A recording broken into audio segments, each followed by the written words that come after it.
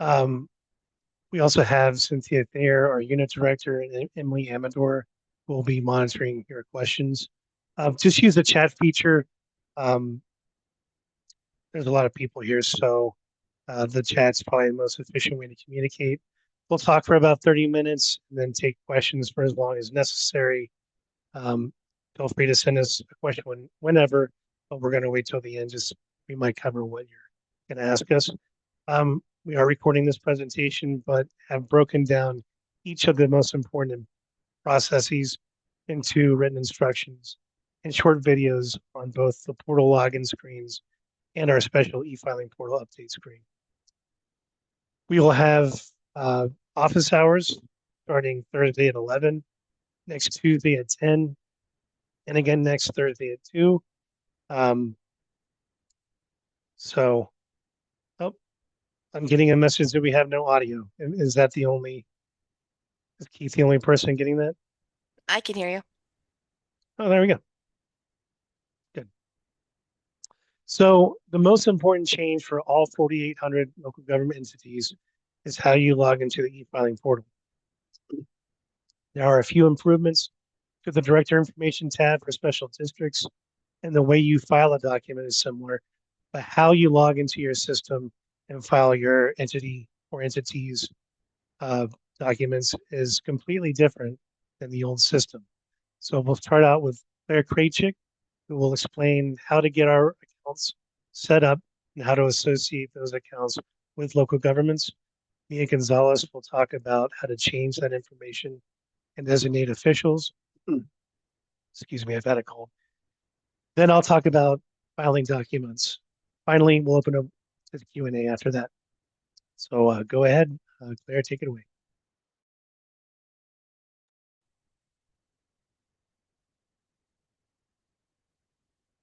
Thanks for everyone for joining today. For a little background, as of today, the e-filing portal has migrated to a new system that is actually the same system as the grants and formulaic program portal it's use. For more information about all three portals, please visit the account login page, which you can access from the top bar of the dlg.colorado.gov page.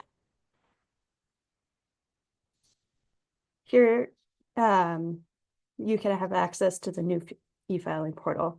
If you are familiar with the other portals, you'll have a head start. You may reuse your using login credentials to access the new portal from the account login page. The e-filing portal links scattered across the DLG website also redirect here. Please note that even if you have an existing grants or formulaic portal, you'll still need to log into the e-filing portal and request association with your local government or governments in order to begin e-filing. We suspect that many of you may already have an account or may share an email address with a former colleague who might have once set one up. Therefore, the first thing that we'll ask you to do is to, when you click on e-filing portal, click the link for forgot your user ID.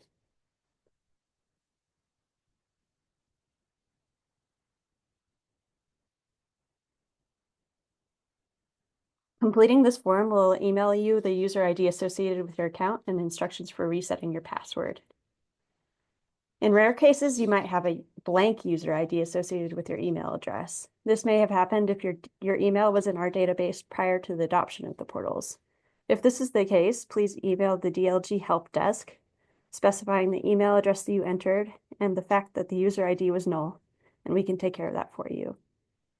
If there isn't an account associated with your email, a red pop-up will appear on the top of the page.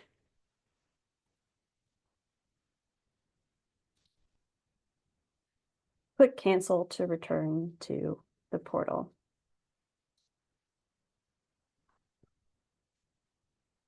To request an account, click the Do Not Have an Account link. You'll here enter your name and contact information. When you come to the section about why you're requesting an account to be created, specify that you need access to the e-filing portal. This will help us to expedite your request. Regarding usernames, please note that you will not be able to change this once it has been created. You may want to jot your username and password down now for easy access once your account is approved. Now click Create Account. We expect that we'll be receiving a high volume of requests in the short term. We'll do our best to approve the accounts as they come in, but please be aware that there could be a delay. Note that you will not be notified by email that your account has been approved until the next morning. You can attempt to sign in before receiving that email, but you may not yet have access. So the next step after you get onto the portal is to request association with your local government.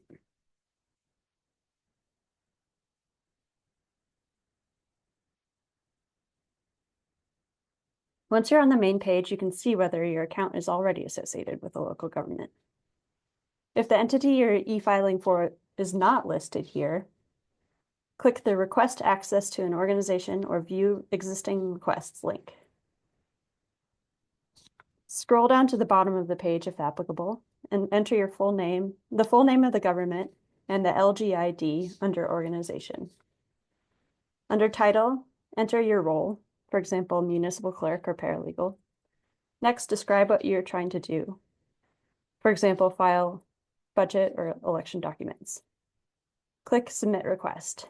If you file for more than one local government, you will need to fill out a request form for each individual government. We're always available to help with troubleshooting. Send us an email at dola_dlg_helpdesk@state.colorado.us if you're experiencing issues accessing your account, or if you do not receive a password reset email after requesting it. Next, Mia will discuss contact information.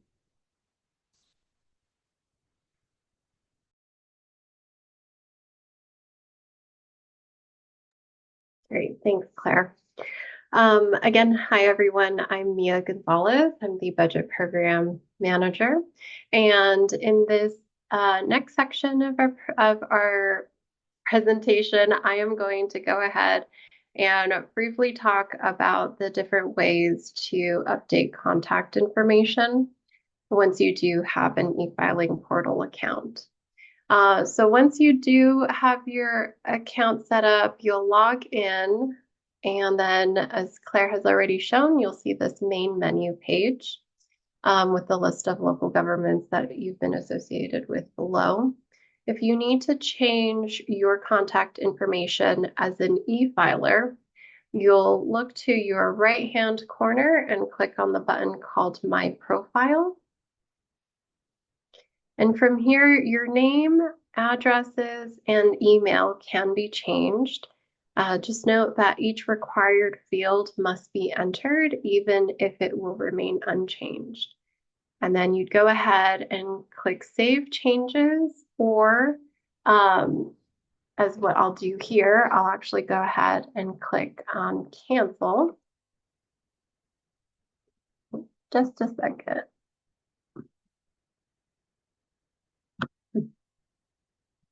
And that'll take us back to our main menu.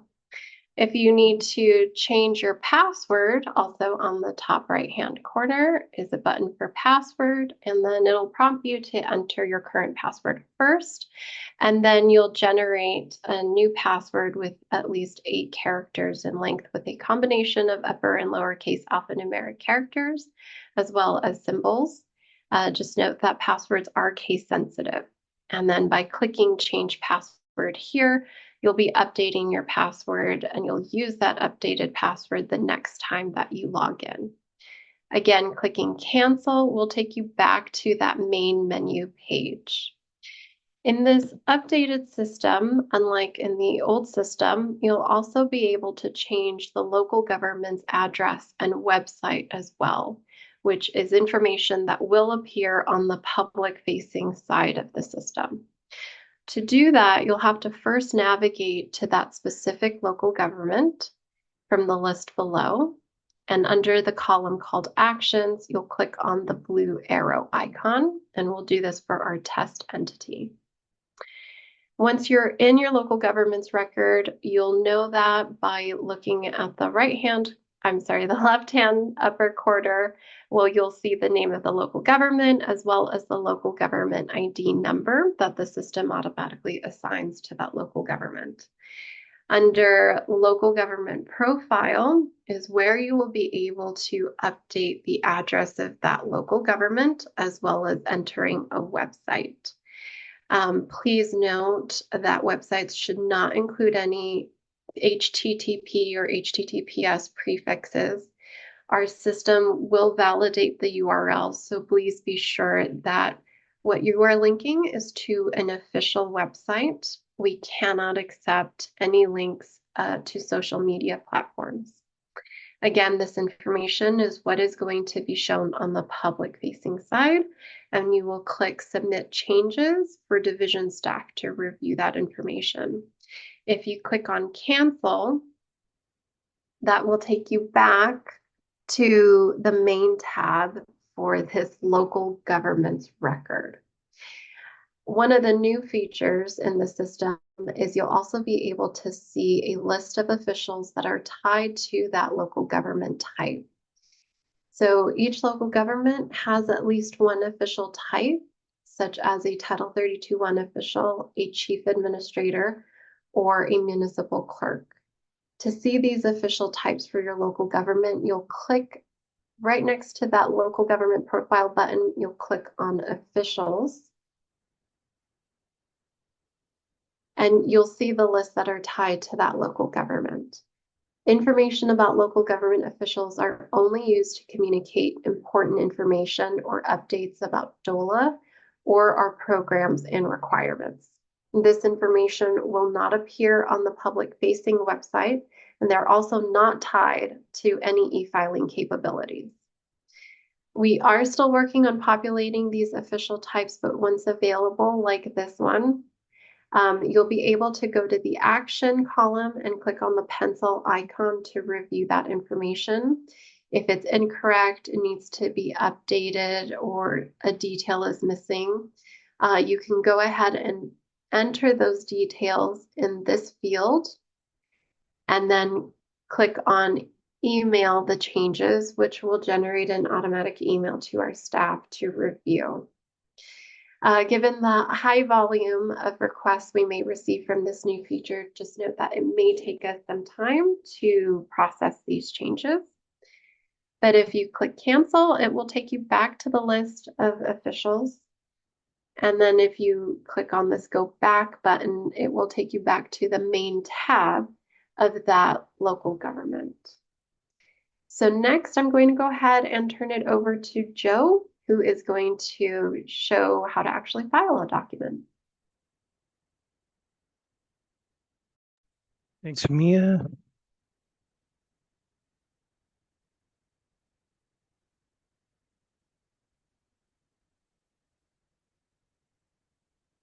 Okay.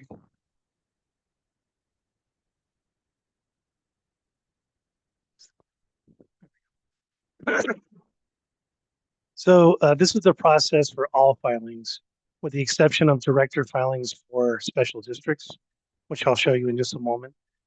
For all other non-director document types, you may either click one of the individual tabs, like budget, or you just click file a document. And these processing screens will look very similar to what you're used to. I'll show you that in a second. When you do click file a document, the options in the list depend on the type of local government you're filing for. You can search for keywords under document type or document help to help filter the list. So I'll put elect, and it brings me to notice of cancellation and certificate of election results. So let's click on notice of cancellation, click to continue with that arrow. And you'll be able to file there. It looks very similar to what you're used to. Let's go to main. This is the main page. Let's see what happens when you click elections. You can file from there. It looks very similar, except that you have already existing files, or those that are submitted are accepted already. So in this status column here, you'll see accepted, suspended, or submitted. So let's go ahead and submit a document and see what happens. Just like in the old system, you can drop down and read help information. Upload your document.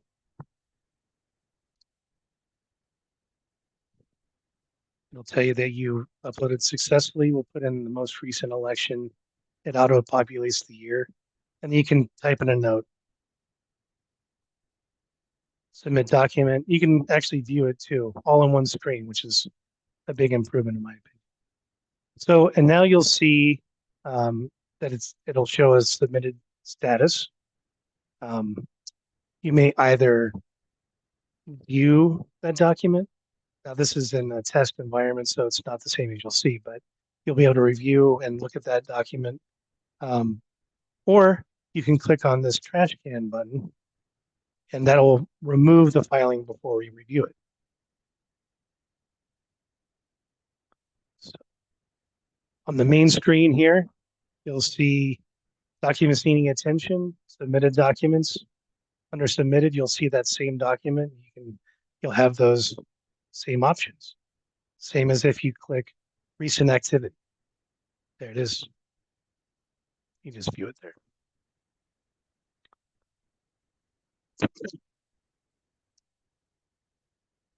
So let's see.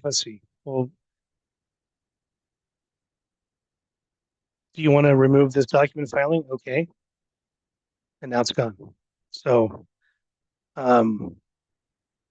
you can do that if you realize you submitted the wrong document before we review it. If we accept the document, you'll get an email saying that. Or if it was suspended, you'll get an email stating which document and what was missing. I'll show you that at the end. Now, to expedite things, I went ahead and uploaded and suspended filing. Whenever that happens, it'll show up under documents needing attention. So here's a submitted one that was suspended.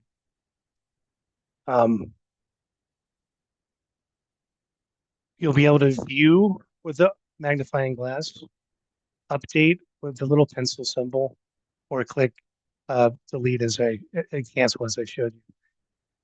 One cool thing is here, if you can't remember the email or didn't understand it, our reviewer notes are going to be there. So if you lose it and you come back 2 weeks later, just look at view and you'll be able to see the reviewer comments for why it was suspended. If you click the middle icon, you'll have all the information that was there originally, and you can go ahead and, oh, I forgot to put the ballot language in. I'll fix the document. And then of course cancel. That's pretty much it. I mean, most of the documents are going to look like that in general for everything except for directors, which I'll go ahead and show you now. And by the way, these are test. It's a test environment. Nothing I'm doing here is going to affect your local government if you are Deer Trail or Foothills Park and Rec. Unlike the other documents, all filings for directors will occur within the Director Information tab. You'll only see the status of directors within this tab, and you'll only be able to fix or abort suspended and submitted director oaths from within that table. Now, unfortunately, we had discovered in the 11th hour yesterday that using hover over details for our icons does not meet accessibility standards. So the interface might change a little bit. I'll just record another video when that happens. But all the functionality should stay the same. Similar to the existing system, you will select among several options, but we did make some improvements I think you're going to like. So just like the other documents, view. So if you click view, you can download the old document. You can see all the information about Fred Jackson. We have Fred Jones. One thing we have included that I think you'll like is you have filer comments, which a lot of folks ask for. Um, you can put whatever note you need for that field and be able to view it later. I'll show you where to change that.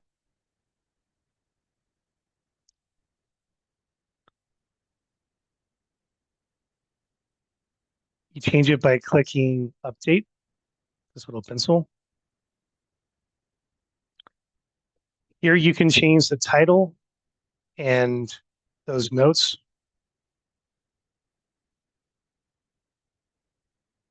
And now all you gotta do is save it. We don't review it at all. It's just changed. And now you can see the note that you have for later. The middle button, declare vacant. Here's another one. We eliminated our review of declare vacant. You just click that icon. It warns you, you're about to declare Fred Jones' seat vacant. Are you sure you want to continue? If yes,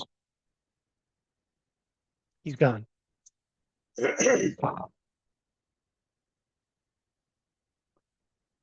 This fourth icon, most of you are familiar with, is replace. So this screen shows existing director information or a vacancy. You'll type in the name. There's some required fields like name.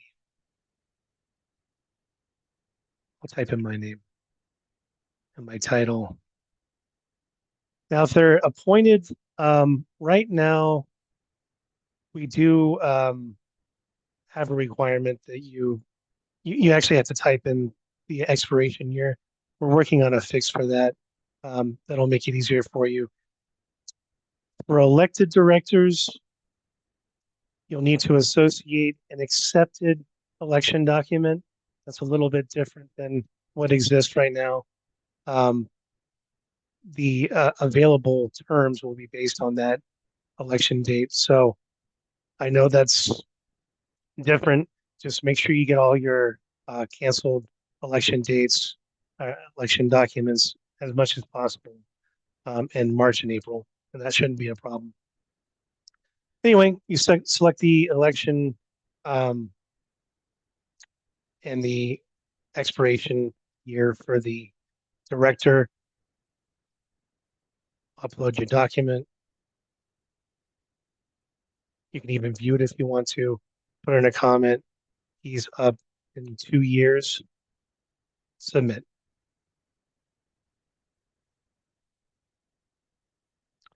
Just like the other system, you will immediately receive an email notification that we have received your submittal. Once we process it, just like the other documents, you'll either receive an accepted email or a suspended email stating the action, proposed new director's name, and what steps to take. I'll show you an example in a second. This fifth icon here is re-elect director. It's the same exact name as replace, except it already has the current director's name and other information. So you may still need to change it, you may not, but at least it's already there to save you some time. Now you can see the submittal for Joe McConnell there. It has a revert button on the very end, unlike the others. Revert is available when replace or re-elect actions are submitted or suspended status. Clicking revert resets the submitted or suspended action to the original information. So I can just click this and it goes back to vacant. If something is suspended, you'll also have the option to fix the submittal, similar to the other documents. Again, if you cannot remember why, the information will be right here. Please append the bond to the oath and notice of appointment and resubmit it. You'll repeat the action and fix it, or just like all the other ones, you can click revert and it'll go back to whatever it was before. And that's pretty much it. I know that's a lot to absorb. This is recorded, as I mentioned, We will have office hours. You can find those office hours by going to the main portal page for all of our portals.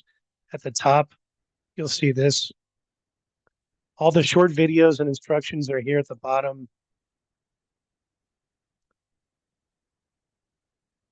And also on our landing page, the office hours are here. And let's see, I can show you real quick what those emails look like. They're a lot more, they're a lot easier to read.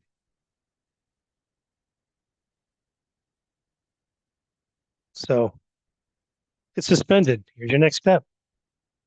A lot simpler now. It's not buried in there. But that is all I have. And I'll go ahead and open up to questions. All right. So we've got we've got a few in the chat. Let's go ahead and address Andrew's questions. There's three. The first one is, do we need to create new user IDs and passwords for all districts now that the new portal is active? And it kind of goes in line with the second question. For example, say you have a district with sub-districts like name metropolitan district numbers 1 through 10. Will each individual district have an individual account / login like they used to, or will they be combined together under one new account? So that's a great question, Andrew. So if you are one of those folks that has more than one local government, so this could be a sub-district, you will create an account, just one account for yourself, but then you will need to request access for each of those local governments that you need to file for. And then you'll just use that one user ID and one password in order to access all of those districts or local governments. Your third question, will any of the previous district contact information saved in the previous portal be retained, or will we need to re-enter all of it? So your information as the e-filer, you'll need to enter that as part of the account setup process. The address of the local government of what we have on file will still be retained, and you'll be able to see that.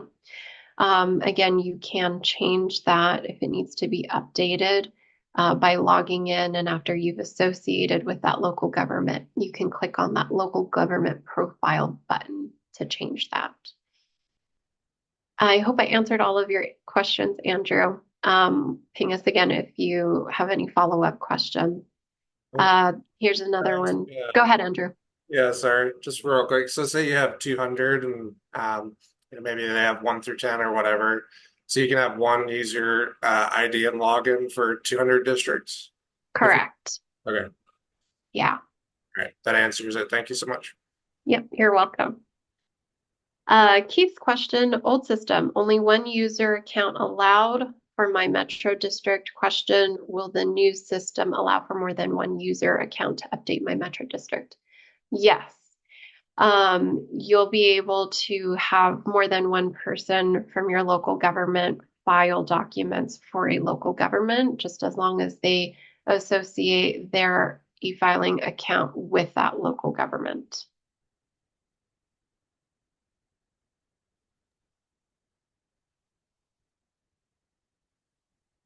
Any other questions?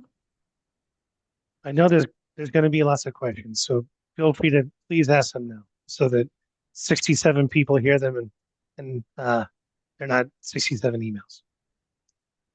The recording of this webinar, I believe, will be posted to that that landing page I showed you. I can show you.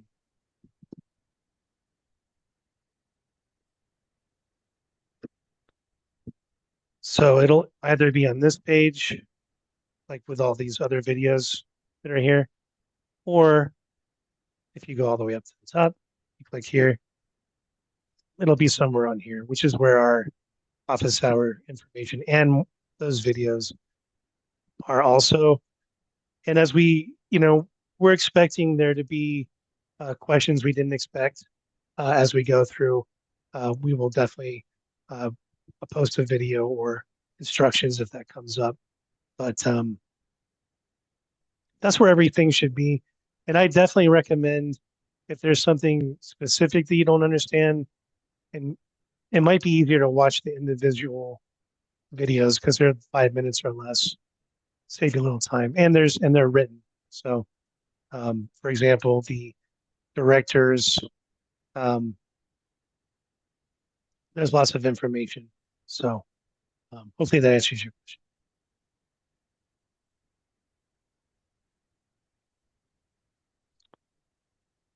The initial page we go into in order to log in the portal, it's the same as before.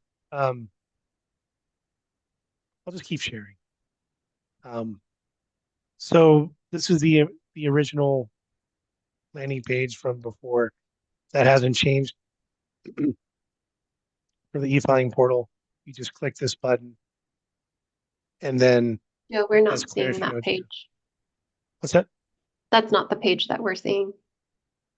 But I will go ahead and put that link into this chat, the account login page.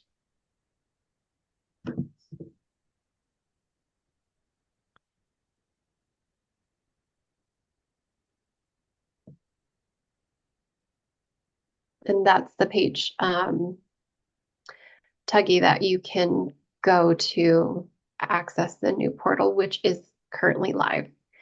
And I think there was another question just above that. What is the first step? So the first step is to see if you do have a user ID first. So you would go into that account login page, and then click on log into the e-filing portal.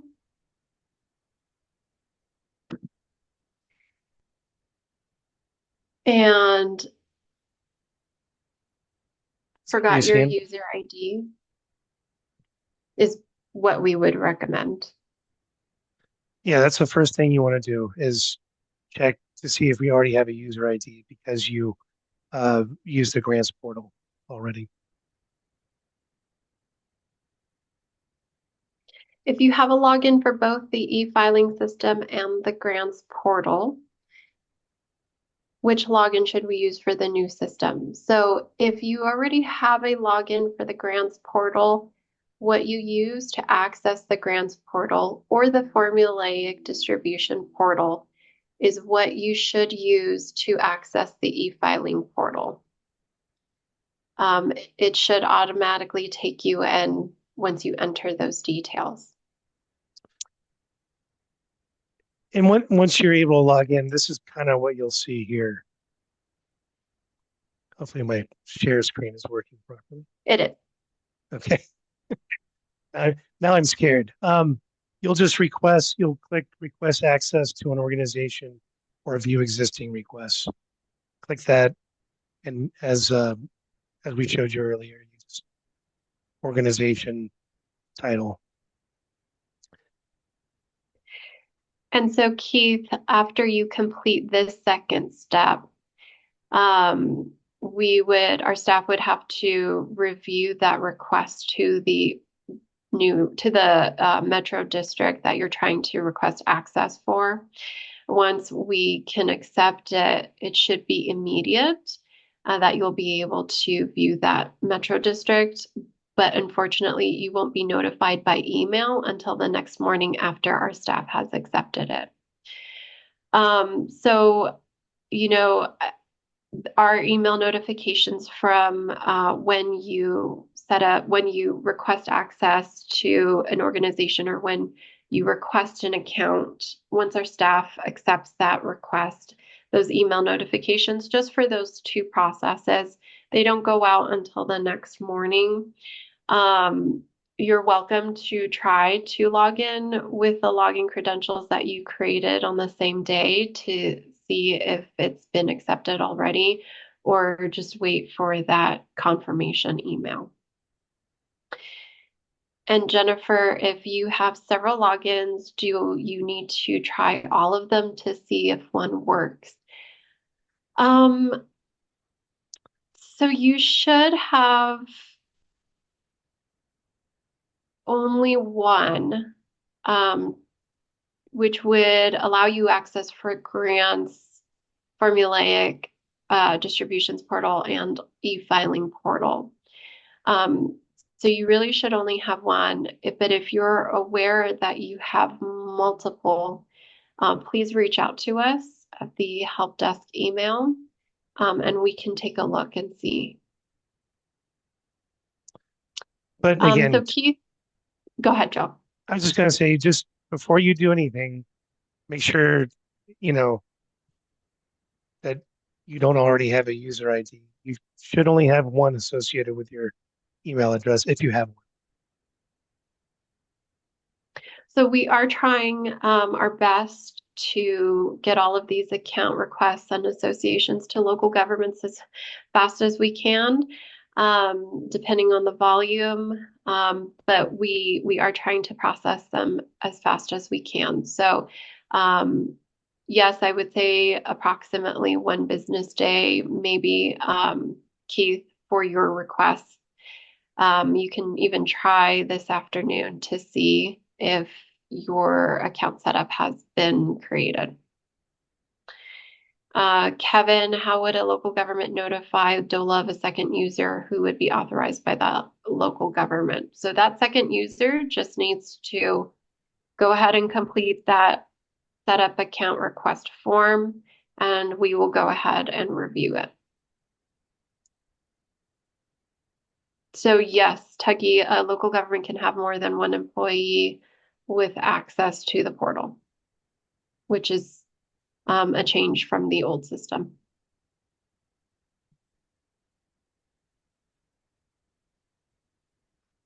Emily, do we miss any questions along the way there, or we got them all? I think we got them all, and I just looked and I have a lot coming in. So on the Great. Conan.org portal, a lot of associations, so which is good. So that means you guys are out there doing what we said. So yeah. Cool. Great, that's great. We'll hang out there for as long as we need to. If you guys have any questions, please feel free. And if you think of stuff for tomorrow's office hours, more than welcome to ask us there. That's why we're having him. So thank you for attending, Tug. All right. Well, going once, going twice. I think that's all we got for today. Maybe I'll see some of you guys tomorrow. And thanks for joining us today. Bye bye.